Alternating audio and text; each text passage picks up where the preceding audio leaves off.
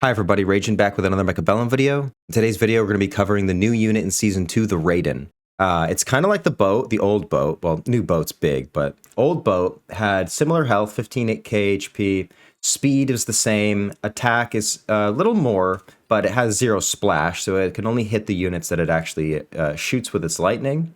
Its attack interval is pretty high at 4.2 seconds, and its range is 110. It seems like the closer that you get to the enemy, the better these techs, like fork and chain mostly, the better these do, the closer you are to your enemy. What fork does is it makes you go from 3 lightning bolts to 5. Chain makes it so that it also lowers the range, and this one lowers the range.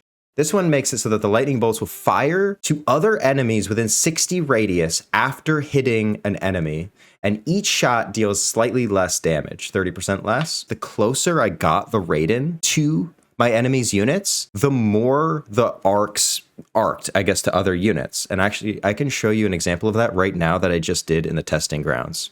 So testing Raiden, we are going to go with a pack of crawlers and a Raiden against Sabretooth and 3 packs of Phoenix with no techs. So let's see how this does here. Now, it will only hit things that are in range, which means it can only hit the Sabretooth 1 time here, and it will not arc or anything like that. We need chain in order for that to work.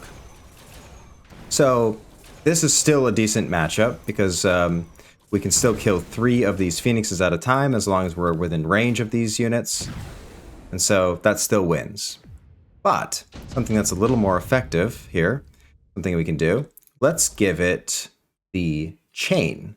So if we give it chain, what it'll do now is it'll have less range. Now, it having less range won't matter as much because as it moves into range of Sabretooth, it will still only shoot it once, but then it will also arc once to these other units that are within 60 meters of the first unit that it hits. So now it will move in closer, but each shot will bounce once and take out the Phoenixes as it does that. Now, it's still pretty slow though. But you can see how if you had like more Raidens, it would be better. So now let's include range and let's also include fork. So the reason I'm adding fork here is because I want to show you what happens if all of these units are within range. So if we grab like a mobile beacon, maybe we get a little temp range here, and say we beacon closer so that these units are also within range of Raiden with fork, you'll see how effective this is. This is pretty nuts. So if it gets closer, these are also within range. So you can see the first shot did the same thing, but now that they're all in range, it one-shots, literally one-shots all of them. That's so much more effective. And so I think I'm going to be beaconing my Raiden in forward like that to capture multiple units in range. I kind of want to just see what the Raiden can do if we add like even more chaff. Let's see what it can really do. Let's give it a little temp range, right? So that now it's up to 130 and it has these 2 techs. This is just 1 Raiden and a pack of crawlers. You would imagine that something like this would be counter to a Raiden, right? 3 packs of Fangs and some Phoenix. Now this is just 1 Raiden. Okay, so same, first shot's the same. Okay, so all the Phoenixes are gone now because they were next closest.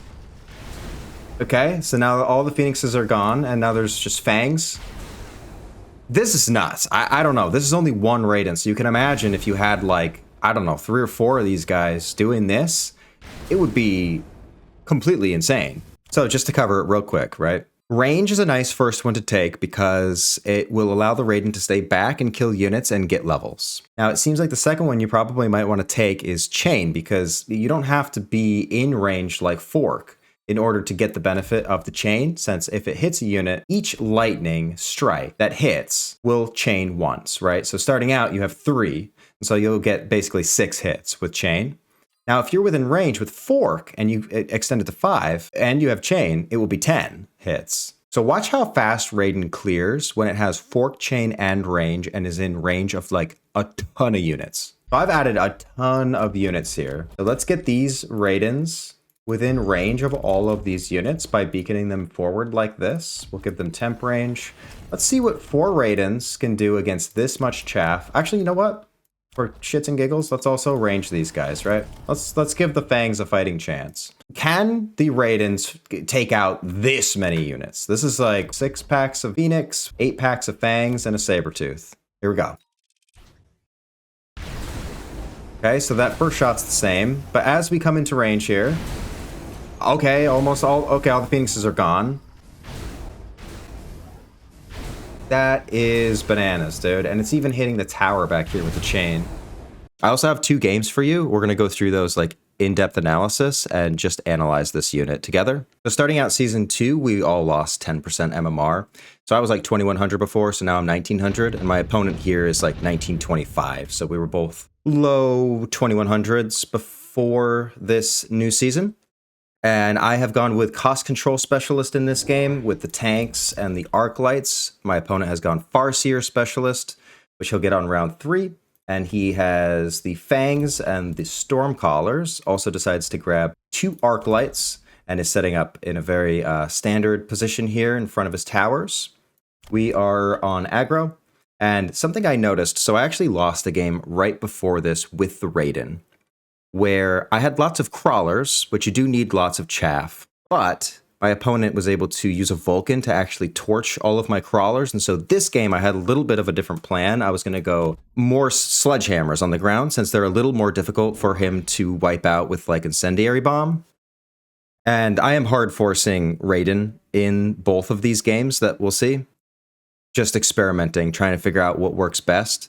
And so far, what seems like works best, tanks actually work pretty well, but actually something that I found out during this game, which you'll see, is that the Phantom Ray pairs with Raiden really, really well.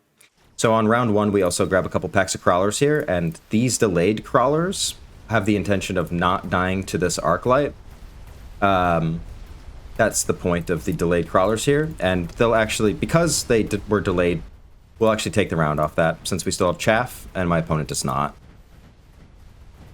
The center crawlers that I have there have the intention of pulling units from the right to our side, since we're one-sided aggro. Something I noticed about the unit drops is, at least yesterday, they were all on round 2, and there was a lot more level 1 units being offered. So like even later, like on round 5, you can get like 4 level 1 sledgehammers or something I got in a game. It was pretty crazy. That seems almost better than 1 pack of high level sledgehammers. So there's like a lot more units. Opponent here takes the Tarantula. I actually am not going to take Tarantula here because Sabretooth just beats Tarantula. Sabretooth is good against Sabretooth. Sabretooth is good against Marksman. Sabretooth is decent against Steel Ball, so Sabretooth seems like the obvious pick here. Opponent grabs some Wasps as going to cheese our tower here. Pretty common thing to do on round 2. Typically, I like to build some Fangs here on round 2 to preempt this exact play, but because I'm playing a little bit different, I'm trying to go Raiden. I was thinking less about my fundamentals here, so I don't get Fangs. I get 2 more sledgehammers because, like I said, I'm trying to develop sort of a front-facing board here with tanks to prepare for the Raiden later. And I actually go with the Cost Control Specialist just because it gives me more supply to get into Raiden. So we do develop a Sledgehammer flank and crawlers and level these crawlers to level 2 here. And Sabretooth should be pretty good against Tarantula. And actually, this flank was able to pull back the Wasps away from our tower, which is nice, but we have no upshoot. So we should be able to kill everything on the ground this turn, except for the Wasps. We'll win the round for him. I think with the addition of the Raiden, the Phantom Ray has a lot more potential than it had previously. It's a really good pairing with the Raiden. I'll probably be using it instead of sledgehammers going forward. So the opponent takes Elite Hacker since I have so many tanks. That's a good play. Things that stick out to me here, the Elite Mustang, but it's just too expensive for round 3, and the Haste module, which I can just put on Mustangs. I do plan on getting Mustangs, since what people will typically build is either Wasps or Mustangs of their own against the Raiden, something I've just noticed people do. So it's kind of nice to have Mustangs. I do suspect he's going to be beaconing this, since those got pulled backwards last time. So on this turn instead, I'd like them to come forward, and I'm going to try and missile them. So I've grabbed sledgehammers here for the front, and with the intention of taking out like any crawlers he might add. And then hopefully wasps will run into this missile that I put down around the tower, but he actually added a missile, so it's going to missile out our sledgehammer here. Like I said, I grab Mustangs, I stick the haste module on them, but he also has these flanking crawlers, so we're going to get distracted by them. So he's prepared for the defense. I also add fangs here just to defend in case he jump drives over here, since he does have jump drive. Oh, by the way, jump drive is cost 100 now, so it's a lot harder to actually make work. So, like I said, he missiled out our sledgehammers, we missiled the crawlers, and now his wasps survive. We're still holding the line pretty well over here on the left. And Sabretooth is continuing to take out his tarantula and stuff. Luckily, I also put a missile around this tower, so we were able to clear the wasps as they flew over to this tower. That's a pretty effective way of doing that. So we take out the wasp, but now we lose to Farseer. Farseer is super hard to deal with on the free round that it comes out, round 3. So we're getting cheesed in these early rounds. Yeah, so sledgehammers, the mass-produced, no good since I already have 5. Nano repair kit, I'd like to stick on a Raiden at a certain point, but for now we have a level 2 sledgehammer I'm going to slam that down on. And actually, he does the same. He puts the nano on the tarantula, but Saber's still just better than that. So on this turn, because he saw that I put down missiles last time, he's going to be a little more prepared. So he's going to beacon backwards, I guess, and his Farseer will hopefully be able to take out these flanks. And then after that, everything will run forward, and maybe he'll have a better chance. This turn, I take range on Mustangs, so now we have ranged, hasted Mustangs. Really just like level 2 on this round. Would just love to get level 2 on these guys. I also add some Mustangs here on the left, since he has lots of fangs. We would like to be clearing those. And arc lights are a little slow at doing that, so the Mustangs will be better. And then we'll hopefully be able to be shooting this tarantula quicker. Decide to put down a missile here. I match his crawlers here with a pack of my own crawlers. I actually move them off there, and I match these crawlers instead with crawlers. I have 50 more to spend. So I just add a missile here to take care of those crawlers, just in case he does like the same thing he did last time. But he isn't. He's going backwards this time. Once I get level 2 on these Mustangs, I don't have to worry about adding so many missiles anymore. So that's why I'm adding the missiles now. Prevent damage to ourselves and also allow our units to get some kills.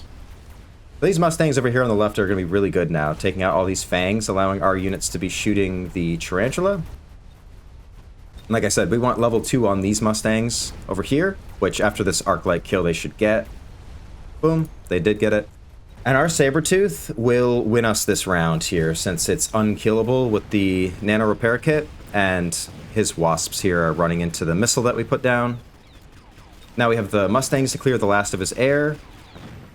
And then, like I said, everything else on the ground here just doesn't have enough damage to kill the Sabretooth. Sabretooth kind of a beast now. It looks really cool. I'm not a big fan of the new arc light sounds, though. I've seen other people say the same opinion. It sounds like a cannon or something. So we win the round with the big saber. Round 5 comes. My 2 choices that I'd like to pick from probably are Phantom Ray, since they sort of accomplish what the tanks will be doing, making a wall in front of Raiden.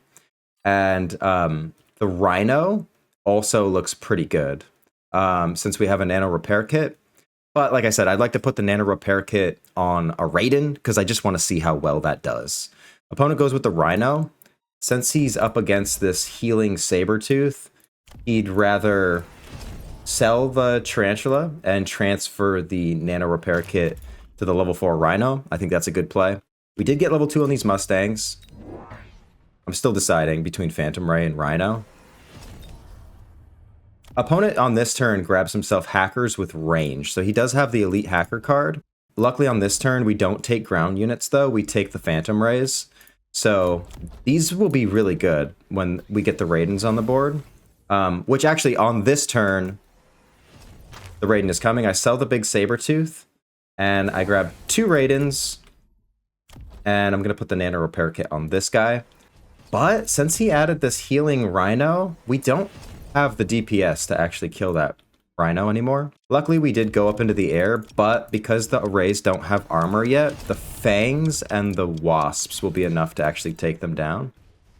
So I really need to get armor on the Phantom Rays. And we need a melting point like ASAP to kill this guy because I have absolutely no way of killing this guy. He's just too tanky. Like, it's sort of working for now, but now he's getting in. He's going to take out our Mustangs. And this Farseer also will come over and destroy these Raidens at the end. He's also hacked a couple of our Mustangs, which will now take down our tower, so really just need to take down the Rhino. The Rhino is what caused all of this problem so far. So we lose round 5 pretty hard. It's like half my health. So you can't get into Raiden unless you have all of your angles already covered. We get the enhancement module on this turn. That's pretty good for us since we can stonk all these sledgehammers. I'm not sure I want the sledgehammers anymore since he has the hackers. I'm going to try to start to sell them off. So I can level them up for free and sell them for free money. Just keep doing that. I'll probably do that with these sledgehammers now as well. He's still beaconing his Wasps back like this so that the Mustangs don't just immediately kill them. We do have the... Yep. So I'll sell these sledgehammers next turn as well. But for now, we really need a way to kill this Rhino, so pretty sure I just grab a melting point. I don't even need techs or anything. As this thing runs forward, it should run into range of melting point, which should be able to kill it. There's the melting point. Opponent grabs himself a couple packs of Mustangs. I would be worried if I was him grabbing Mustangs. I think he's using it because it's good against Raiden, but it's not good against Phantom Rays. In case people don't know, Phantom Rays with armor is a direct counter to Mustangs. We also take range, get an extra Raiden, and then we just have the melting point straight up here. And I clicked speed on the tower. That was the whole turn. So next turn, we're going to have to shore up the problems we have on the right side, since we still do have problems over here. Just hoping that the left side is strong enough to win us the round. So now we should not have an issue taking down the Rhino with the melting point.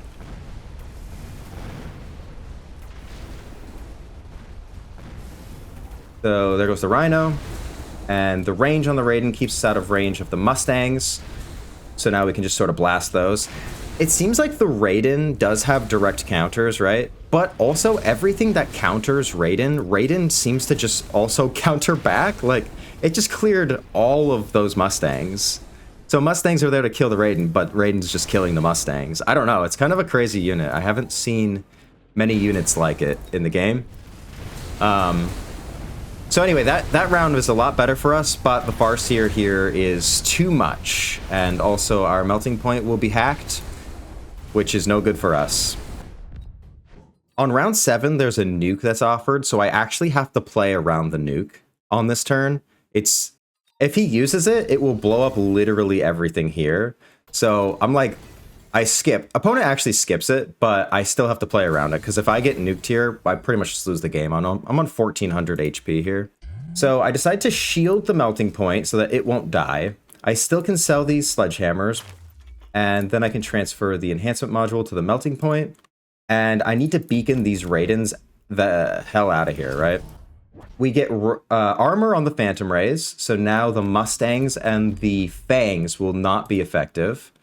On this turn, luckily for us, our opponent sells the Farseer, so I think that's a big mistake, because Farseer did pretty well at the end there, and he really has, like, well, he gets the Overlord, so he has a way of killing Phantom Rays, but he transfers the enhancement module here to the Stormcallers. I think Phantom Ray was, or I'm sorry, I think Farseer was good for him, because it's good against Phantom Ray, but he's opted to go for the big new Overlord, which is a 5x5, and he takes range to kill our Raidens and our Phantom Rays. So I do transfer the enhancement module to the melting point this turn. We get free level 2 on that. I pick up 2 more packs of Mustangs for the center here. And like I said, we're beaconing out because there was a nuke offered. I grab a level 2 Phantom Ray as well, which will be nice. And so let's see how this goes. I've also taken all the buttons here this turn because I fear losing. But he didn't nuke, so the melting point here is still able to take out the Rhino, which is good. The Mustangs are a good addition to the center, as well as the Armored Rays, since there's really no way for him to deal with the Armored Rays anymore, since he sold the Farseer, and he's beaconing his Wasps way back like that, which actually buys time for the Phantom Rays to get in and clear a lot of his guys. So we do end up taking the tower here as well. So now we should be able to clear the rest of his units, and Melting Point will take down the big Overlord. So this is a very good round for us. Beaconing the Raiden back, even though there wasn't a nuke, was still actually a decent play. The Phantom Rays did a ton here with their armor. So now we have round 8. And on round 8, we have some more options here for units. I'm thinking that the Marksmen look pretty good for my opponent, and also the Phoenixes. So he does go with Phoenixes. I'm just kind of going to develop more of what I already have. So I'm going to take the Sandworm and sell it. So there's a Sandworm, and I sell it. Opponent on this turn sells his big Rhino for money and decides to go Launcher Overload now on Overlords. So he has 3 Overlords, also has 2 level 3 Phoenixes. And so on this turn, because he has the Overlord, and I know it's good against Phantom Ray, I decided to go Stealth Cloak, and I get 3 more Phantom Rays that also have Stealth Cloak. So this is where I was saying that the Phantom Rays pair really well with the Raiden, because they're like a forward front chaff unit that goes forward and buys time for the Raiden to kill everything. That's pretty much my whole turn. So I'm just going to figure out how to use these Phantom Rays now. Opponent is still beaconing his Wasp back. Also, he takes the EMP on the Phoenix to shut off the armor on the Phantom Rays. I think it's a little bit of overkill, though, because I think Phoenix, if it connects on the Phantom Ray, just one-shots it anyway. So I don't think he needs that. So now he has these 3 large Overlords and the Phoenixes. I think he should sell these Stormcallers. He did sell his Rhino this turn. But let's look at how good these Phantom Rays pair with the Raiden here.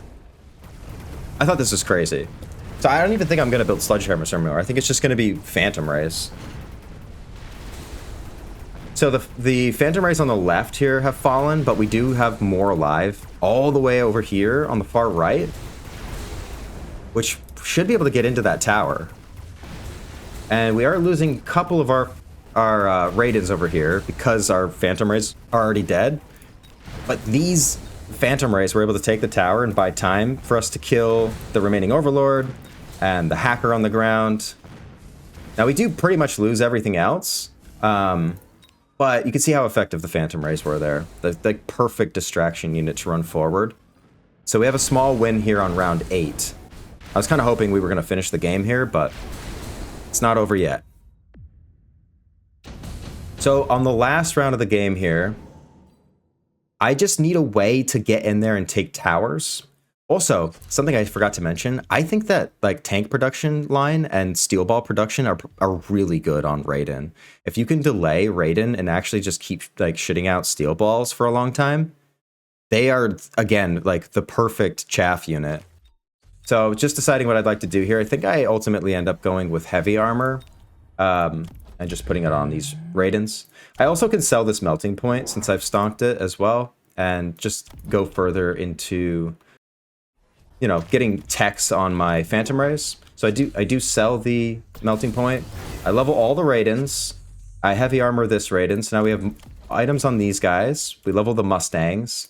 And now we're going to take shield on the Phantom Rays. Opponent here has gone with Wasp production and more Overlords. So, okay. This is going to answer the question. What's better? Is it the Overlord with the range and the Launcher Overload and Wasp production?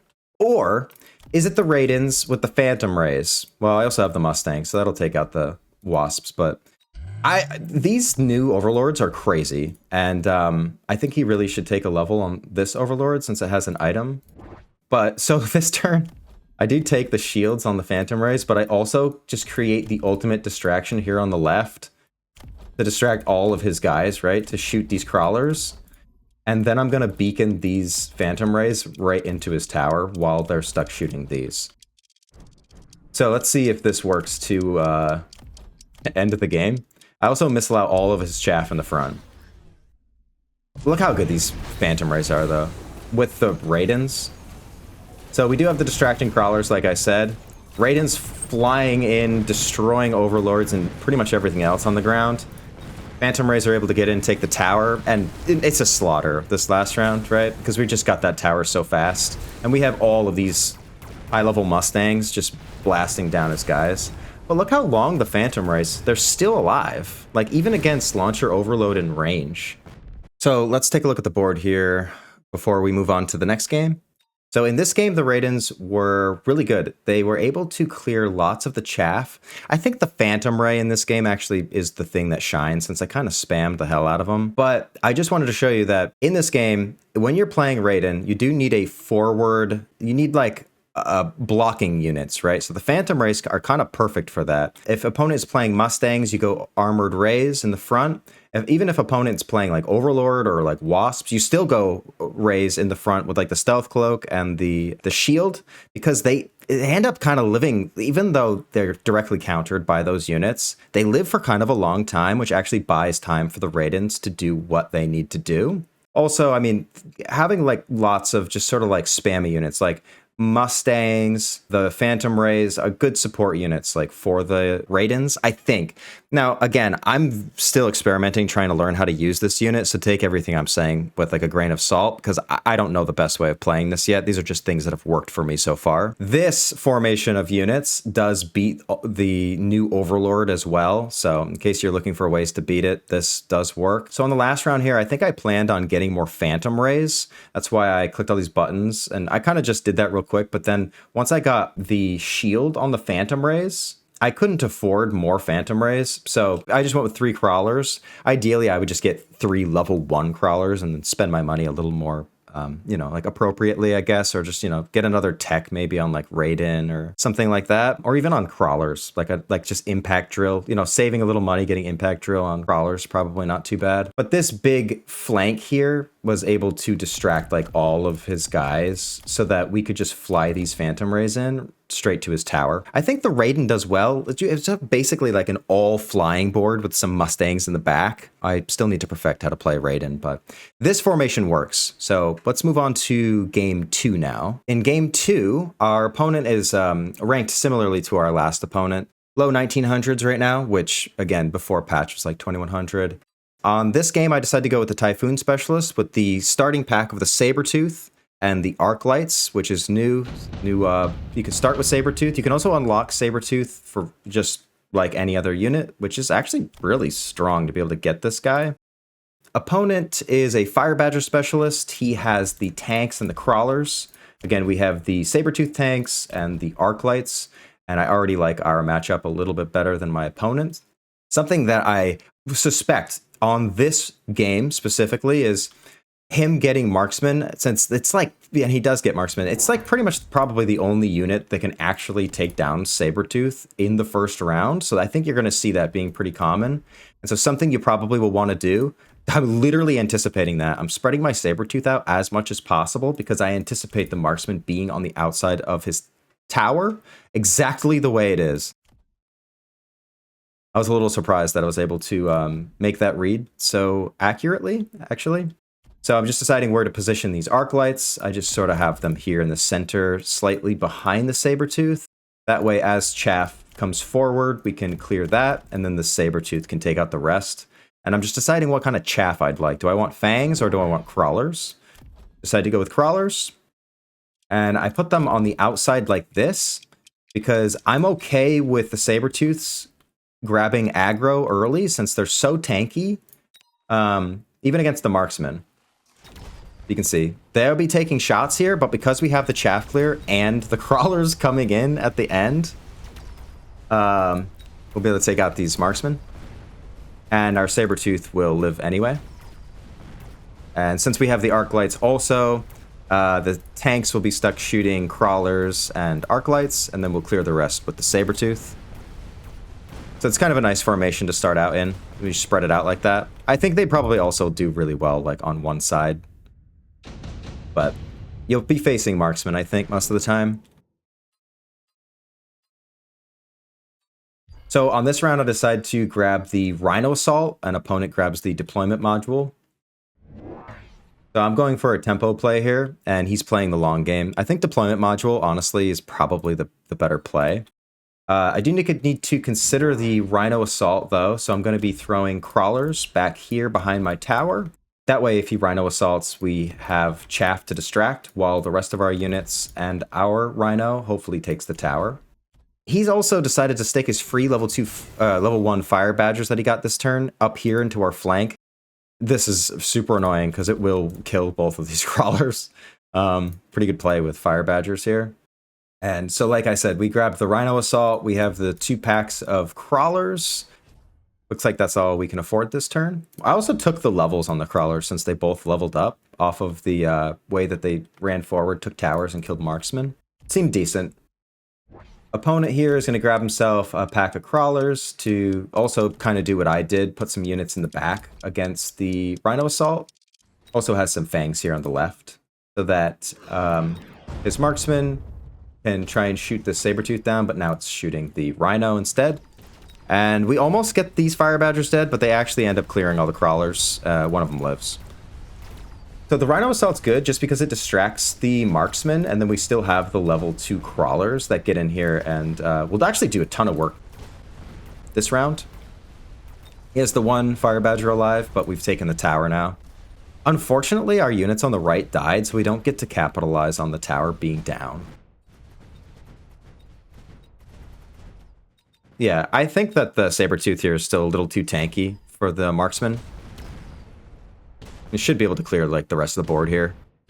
I can't tell if it has a bigger splash than it used to have. It says 6 meters. I just don't remember what it was. So round 2 goes to us. And again, we're trying to get into the Raiden as soon as possible because we're just kind of forcing it. That's what I was doing all yesterday. I was just trying to learn how to use the new unit. On this round, so because I saw my opponent took redeployment, I actually, I'd like a redeployment of my own. So on this one, he takes the spell. And I'm taking the utility of the redeployment. It's kind of like it bails me out in a way. Also, this is the better version of redeployment. So on this turn, he takes his redeployment, moves his Fire Badgers over to this side. Is literally going to do the same thing that happened to this side. I redeploy a Sabertooth back to meet his Fire Badger, but he has already outwitted us. And so this Sabertooth will just be late now. We get the free Typhoon this turn. I grab an extra Sabertooth for a little extra tankiness in the front here. And then I grab another pack of crawlers, and I'm putting them here on the shallow flank on the right. Let's see what he's going to do with his underground threat. Also, opponent has grabbed more marksmen here, as well as another Arclight to deal with our crawlers. And has done the same thing on this side, Fangs and Arclight. And he's going to just add the underground to his Fire Badgers, which is a good play. It'll buy time for them to spawn in and kill our crawlers here. Typhoon is really good at chaff clear, which is nice. It clears the way for the Sabertooths. Our units are able to get through to his marksman quick enough before our tower falls, because Sabertooth just has too much damage and can take it down anyway. But he does have a little bit too much for us to deal with. His crawlers are taking down our tanks, and with tower debuff, Typhoons weren't able to clear enough chaff, and so we will lose this round. So he takes round 3. So we have some options here. The Phantom Rays are a pretty good pick because I saw how they went in the last game, but actually because my opponent gets Phantom Rays as well, I'm a little bit worried about him using it against our Typhoons, and so I end up getting the utility of the Farseer here instead. And also Farseer is much better at defending flanks, so I just put them back here, and our opponent has decided to move his Fire Badgers off of the flank now, so they will live. Couple really good flanks there with the Fire Badger. Got away with it twice and then scooted out. Opponent takes the Phantom Rays, like I was a little bit worried about of him doing. We've moved the Sabertooth. We've redeployed it over here to the shallow flank, which actually these units don't end up target. It says they don't target, but the marksman's closer to it, so he will target the Sabertooth. We also grab a beacon, and we're going to beacon these level 2 crawlers up here to this tower. And I still need to get some units this turn. We do get the free Farseers. I'm also opting to sell a unit. I decided to sell these crawlers here since he just has arc lights already prepared for that. And actually moves his Fire Badgers there, so that's a good sell. And then I unlock the Raiden. And I get another pack of Typhoons and a Crawler. So I did unlock Raiden already, so it won't be in like the free unit round 5. I don't want my opponent to get it. So that's why I unlock it. And also, I'll just be able to buy it next turn. So round 5, we'll have the Raiden. So for now, let's see how well we can do with the addition of the Farseers and the extra Typhoons. So we have good chaff clear with Typhoons. We also have tanky bodies with Sabertooths. And like I said, the Farseers are good against the Phantom Rays, which we were able to take down pretty quickly with the Farseer over here on the left side. Hopefully we can do the same thing against the right side. It just doesn't look like we have enough here, though. It'll be close. The Farseer is good, but it does look like his level 2 marksman will just be too much for our units. And he's taking down our tower, so this marksman will just destroy everything. So we lose round 4 now, but we will have Raiden round 5. So let's see how it does. Oh, and then we grabbed the deployment module. So we end up getting a deployment module anyway, and a redeployment. When I saw in round 1 that my opponent took the redeployment, I was a little bit bummed that I didn't have any, but then we just got offered 2 more, so now we have a couple of them. I decided to put the deployment module on the Sabertooth since it's already spawned in on the flank here, and I just wanted to shoot this marksman here. This guy has some kind of sixth sense and moves the fire badgers literally right in front of them, like a pain in the ass. I get 2 Raidens this turn, because again, I'm testing Raiden with different formations. I also get level 3 on this tower, because I don't want to deal with losing this side anymore. And I also just redeploy the Farseer over to the left side to also deal with the Rays. And like I said, he puts the fire badgers literally right in front of where I put the Sabertooth, which is some kind of crazy read. I think he did it just to deal with like the Typhoon, but it ends up being super lucky. I level these to level 3 crawlers, and I'm going for that tower again. This is a decent beacon for me. So with Typhoons and Sabertooths, let's see how well the Raiden can do in this position. And again, we don't really have to worry about this side falling as much with the level 3 tower. Opponent takes range on... Was that Marksman? Or... I think it was Marksman. And I think he just got more chaff.